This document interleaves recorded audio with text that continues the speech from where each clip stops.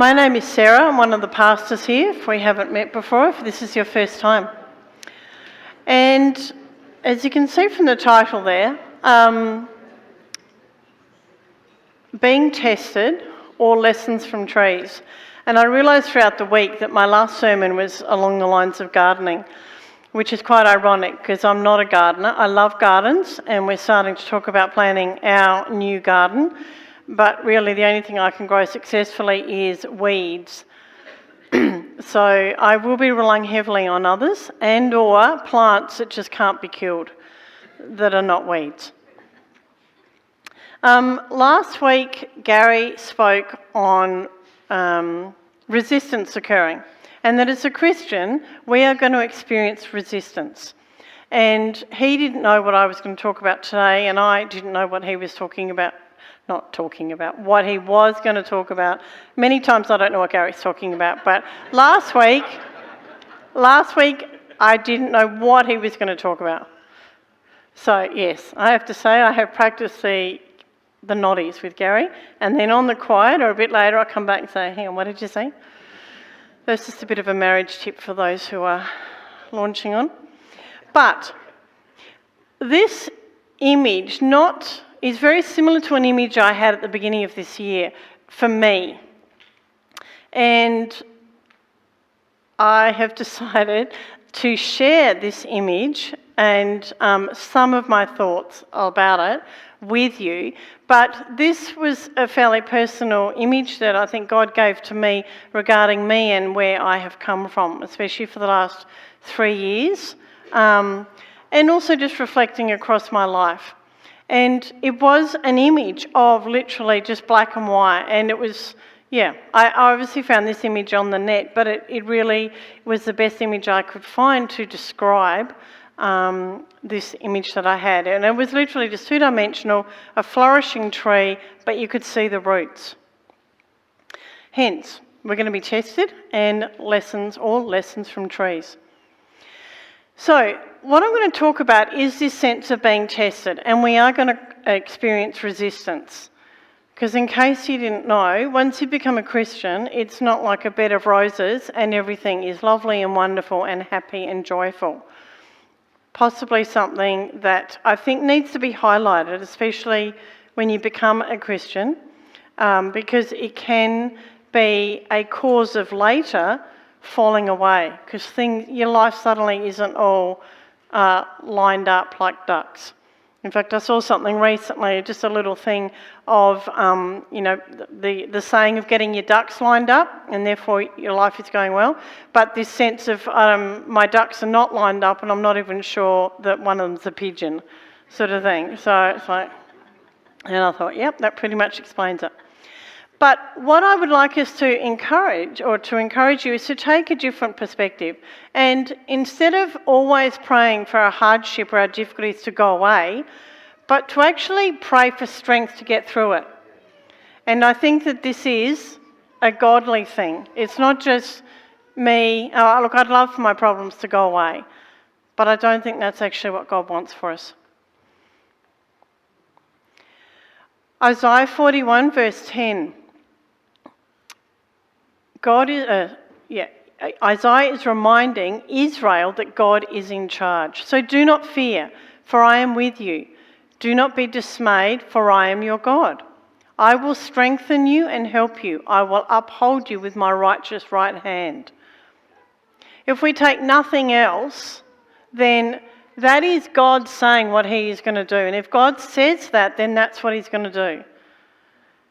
He's not one of these times when, I'd love to catch up, let's do it, and it never happens. Or, yep, I'm right there, I've got your back. And then when trouble happens, he's 10 paces or round the corner or moved interstate. If God says, I am with you, that's what he means. He's with you in the good times, the bad times, through sickness and health, through everything. So Israel needed to be reminded of this, and on more than one occasion, which I take great comfort in, because I think we all need to take these reminders continually. And this Bible is full of stories where great things happen, and then you go down in a heap, as if, everyone hates me, I'm going to go and eat worms. But somehow that great thing that's just happened just doesn't resonate. You forget all that because now you're down in the valley. God is saying, I am with you. Do not be dismayed. I will strengthen you. Jeremiah, we're encouraged to not rely on our own strength. And we're starting to get into my tree analogy. There are so many verses in the Bible regarding trees and plants and gardens. So despite me not being a gardener, I just can't avoid it, which is good. That's fine. But blessed is the one who trusts in the Lord, whose confidence is in him. They will be like a tree planted by the water that sends out its roots by the stream. It does not fear when heat comes. Its leaves are always green. It has no worries in a year of drought and never fails to bear fruit. Jeremiah is reminding us to not rely on our own strength. And why should we, when God is saying, I will strengthen and help you, I will uphold you.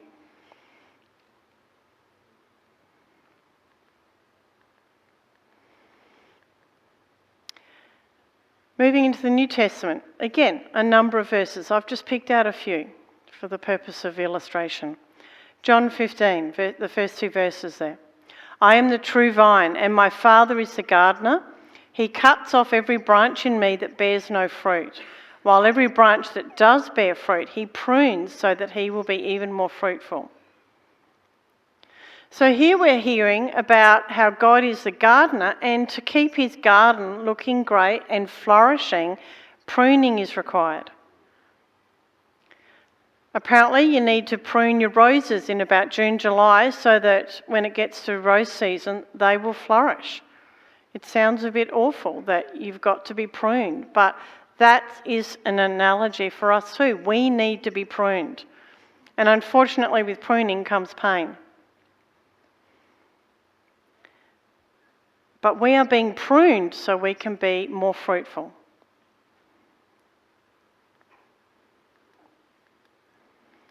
James 2-4 in chapter 1, consider it pure joy. So hang on, you're meant to be sort of joyful about the pruning, which can be pretty tricky and hard.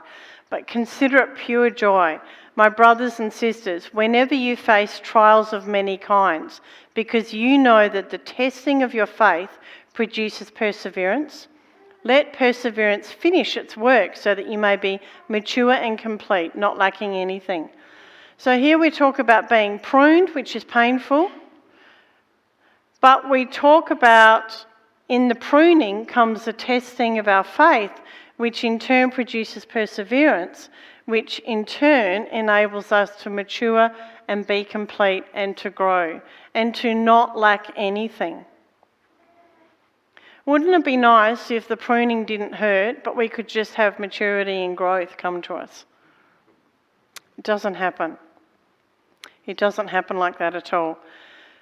Just a little bit further in James chapter 1, we have verse 12, where blessed is the man who remains steadfast under trial.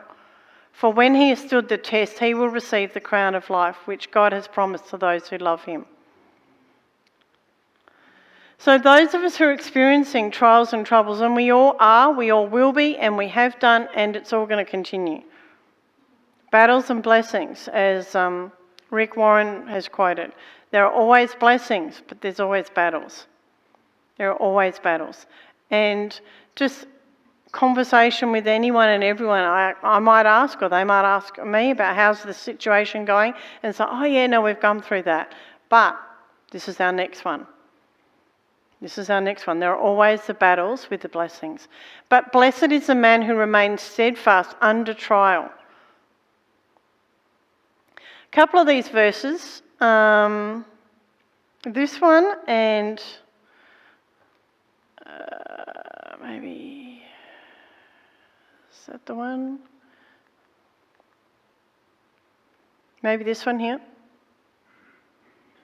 No, I can't find it. But something that has struck me was when I first became a Christian, and I come from a non-Christian household, I still do, I came from a non-Christian household and I still do, was I had, excuse me, a bunch of great friends who were further down the path of faith than I was. And they were a great blessing to me, great support. We did a lot of things together. Some of their parents, likewise, were very encouraging and supportive. But I'm at a point in my life where some of those people are no longer with their faith. Life has got hard. Things have happened and they have chosen to move away.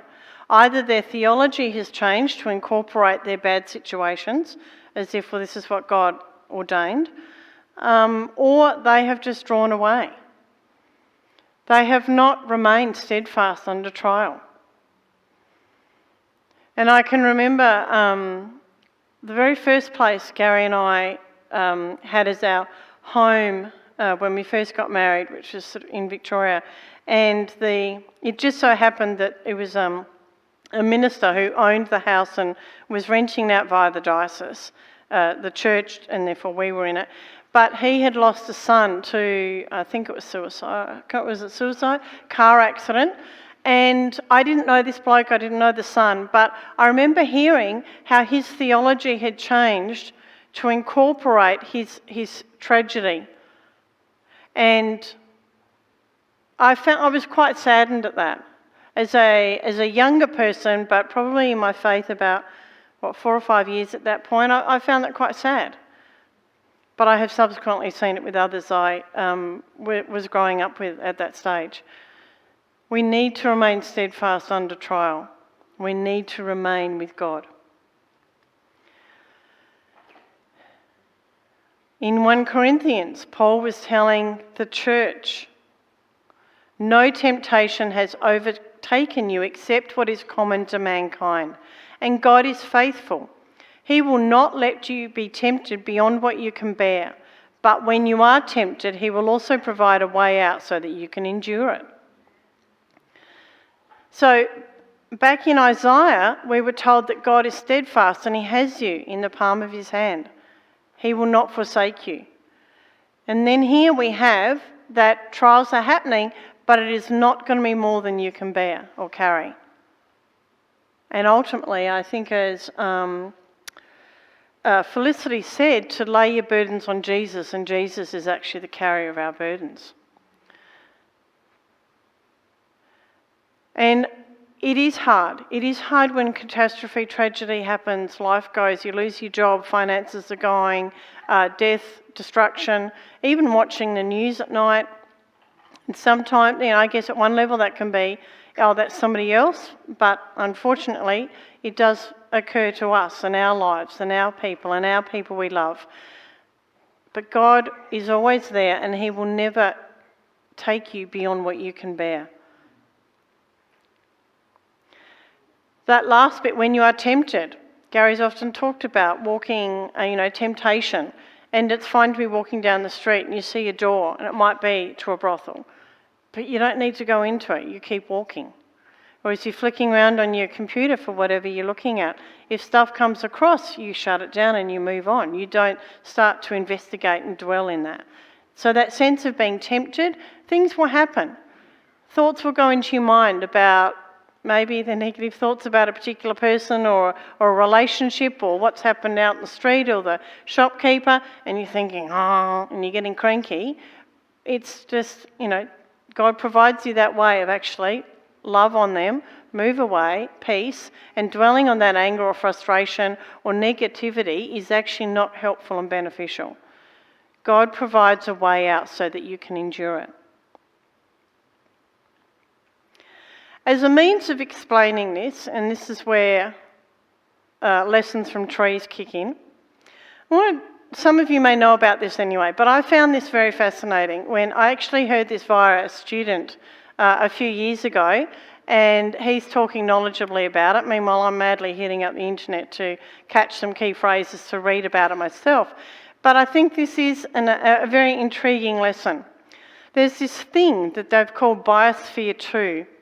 And it's actually built. It was built, and it's still there. It's in Tucson, Arizona, which is a very dry, arid state, I believe.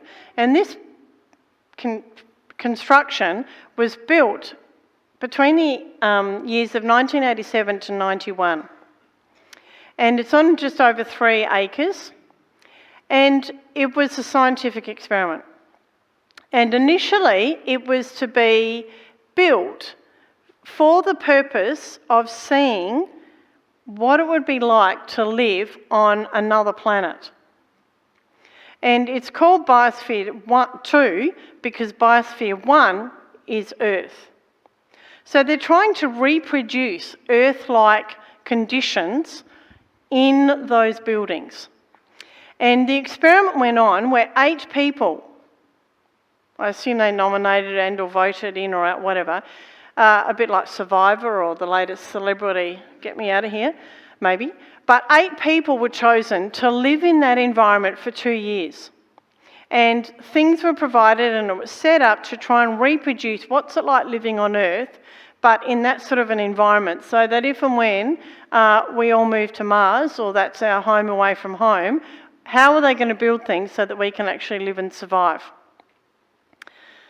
It was tried again in 1994, and I'm not sure whether it was again for 2 years, but it was generally considered a failure, or it was actually very intriguing because you've got human nature there.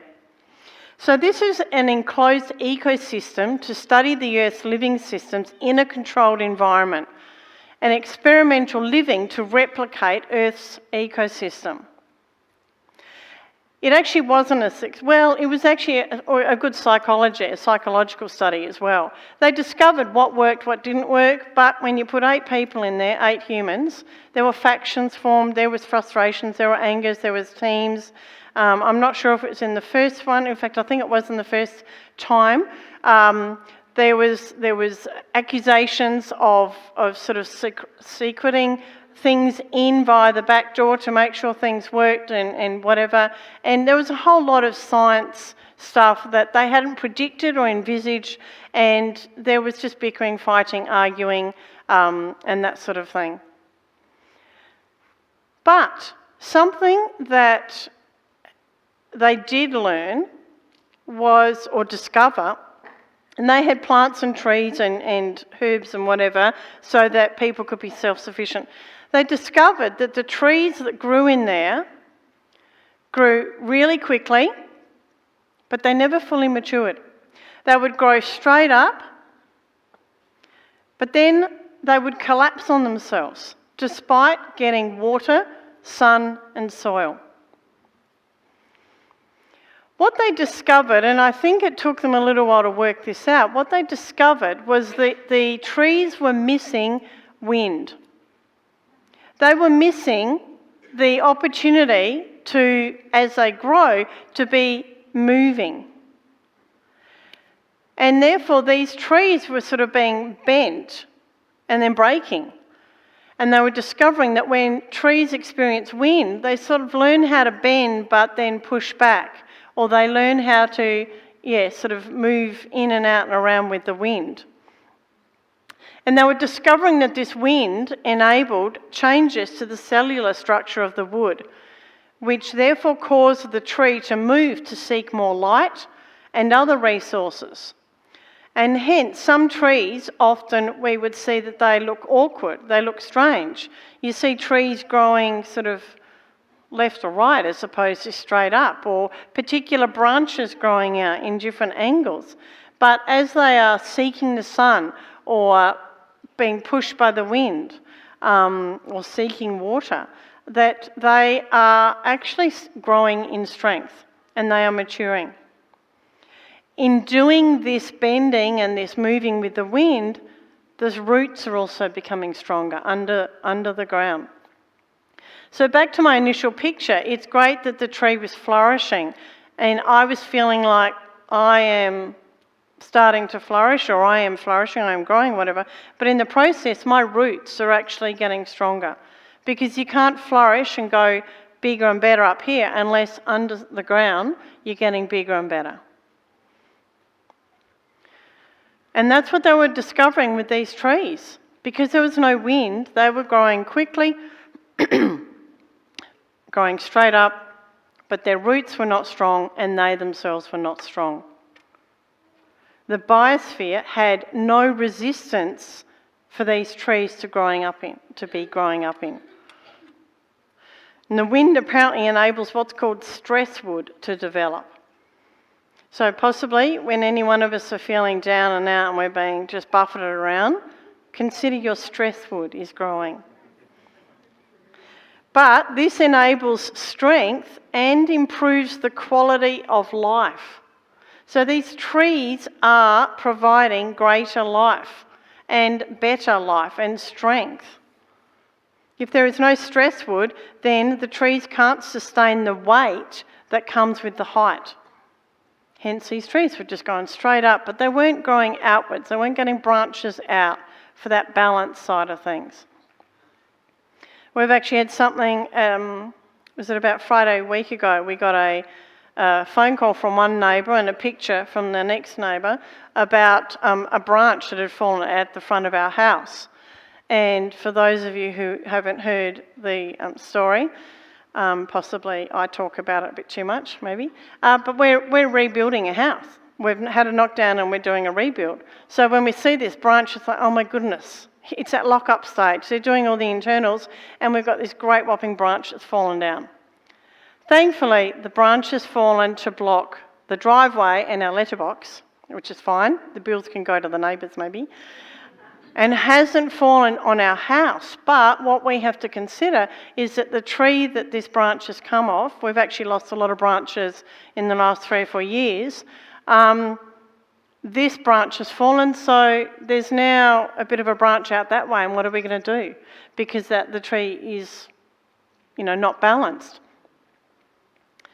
So I thought that was quite ironic, just as I was sort of doing this sermon, that we actually have a great whopping branch fall down. That's full of lovely leaves. It looks really healthy and lovely, but it's so thick that you've sort of got to go around the neighbours and reach in a hand to get to the letterbox and hope you don't come across spiders. Thankfully, that's me that tackles that one and not anyone else. But trees need breeze, need testing to be strong roots to therefore also flourish in life.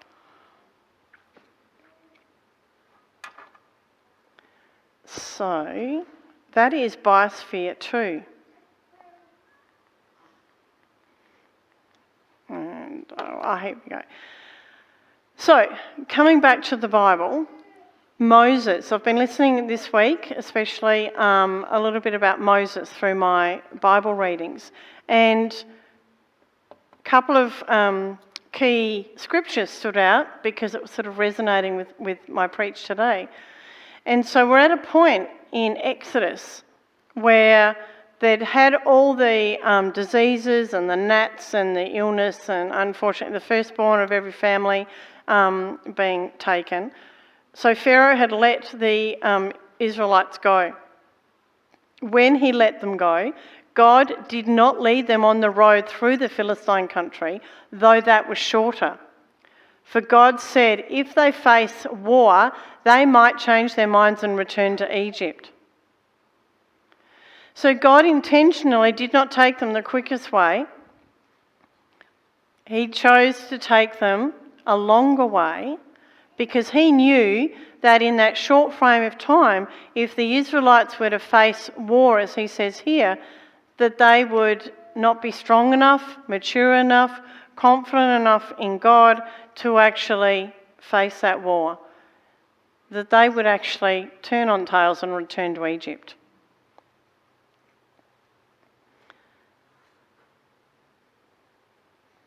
But, of course, the Israelites are not getting this message either. They did whinge and they did complain and they did actually say at one point to Moses, we may as well have just stayed in Egypt because at least we got fed there. Isn't that shocking the Israelites would say that? Because we don't do that now, do we? We don't complain. We don't grizzle. We don't whinge. We don't whine.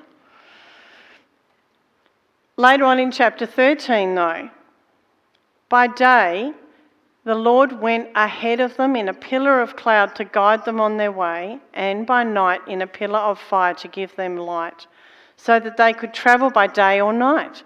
Neither the pillar of cloud by day nor the pillar of fire by night left its place in front of the people. We go back to that first piece in Isaiah where God says, I am with you. I have you in the palm of my hand. I travel with you. I am with you. I just think it would be quite amazing to be travelling with these pillar of fire or the pillar of cloud. Like, that's pretty amazing. But to the Israelites, that was a sign that God was with them. And obviously in doing that, he provided protection. And then when the Egyptians are coming down, the Pharaoh's decided, hang on, well, I've made a mistake, let's actually just go and get them. When the people saw the thunder and lightning, so now the people have escaped and they've crossed through the Jordan. Like, that in itself is just an amazing miracle. Again, I can only imagine what it would be like to walk on dry land with a wall of water beside me. And to my understanding, it wasn't just a wall like at knee height. It was a wall like above me. It'd be easy to be walking through on this dry land thinking, golly, I hope that doesn't come down on me or us. Hundreds and thousands of people going through. What an amazing sight that could have been. But this piece here comes just after Moses had come down from the mountain with the 10 Commandments. So Moses is coming down, and when the people saw the thunder and the lightning and heard the trumpet and saw the mountain in smoke, they trembled with fear. They stayed at a distance and said to Moses, "Speak to us yourself and we will listen, but do not have God speak to us or we will die." Moses said to the people, "Do not be afraid. God has come to test you so that the fear of God will be with you to keep you from sinning."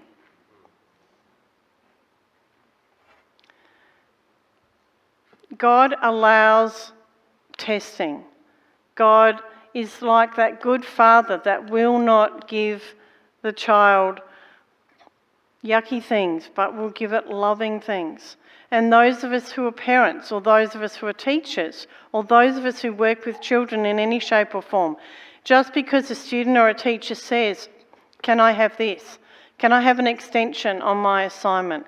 The child wants a donut at breakfast, or wants to be able to just run out the front gate and ride its bike on the road, or whatever. As an adult, we're not going to say, "Yeah, sure, go." We are going to say no. And even if the child throws a tantrum on the floor, or the student gets cranky with us because we've not given them the extension of their assignment, or we're not going to contact further up the food chain because of, disciplinary action. It's because we as teachers or we as parents see that it's actually good for you to have to suffer this unfairness, not eating donuts at breakfast, because actually you should be eating something more substantial to get you through to morning tea or lunch. And no, you can't run out the road and ride your bike on the road, because that happens to be a main road where cars and trucks are coming, or whatever. But the child's not going to see that. But we as the teacher or the adult do see that, and hence we make those calls. And as the child gets older, they can reflect back and say, "Thank goodness my parent didn't let me run out that front gate and ride my bike on the road, otherwise I'd be a pancake." Possibly the students at school, when they get to being adulthood, they will be grateful that they did get that extra detention or that further up the food chain, because it actually brought them back into line to actually readjust and approach their academics in a more serious way, and hence they are now where they are, etc. God does this for us to grow and press into Him and to become more mature, stronger in our faith, more reliant on Him. Those of us who've had the opportunity of visiting third world countries or people or places in poverty, and it need not even be that. If we have been at places where we have been dishing out food to homeless people, etc. But it seems to be more so in other countries, that those of us in first world countries, we've generally got good health and or Medicare and or food and or opportunities or places to go if we are struggling with medicine or education or housing or that sort of thing. And therefore, it's like, why do we need God? We've got everything. And it does seem to be obvious that when tragedy strikes, especially when you see or hear stuff on the news about tragedy, you actually hear the words being used. My heart goes out to those people. We are praying for the family. And yet you don't hear those terminology, those words, when things are going well. But in these third world countries, we've had the opportunity of visiting some people that literally have houses made out of cardboard, and they're offering us whatever they can for something to eat. But we know that that's cost them a lot financially, and that they'll probably go without meals for however long because they've decided to offer us a bunch of bananas. But those people are pressing into God and relying on God daily. There's one story, this is a compassion story, and this guy is now an adult and gone on to education and is working back in his own area to help children. But his father was shot and murdered in front of his mother and him and his siblings. But prior to his father dying, they didn't have much money. Probably not a lot at all. But the dad would actually get everyone to sit down and they would give God thanks for what they were about to receive, even though there was no food on the table. But they were pressing into God for everything that they needed. They have had such turmoil, such testing, and they are pressing into God, and therefore their roots in God were really strong.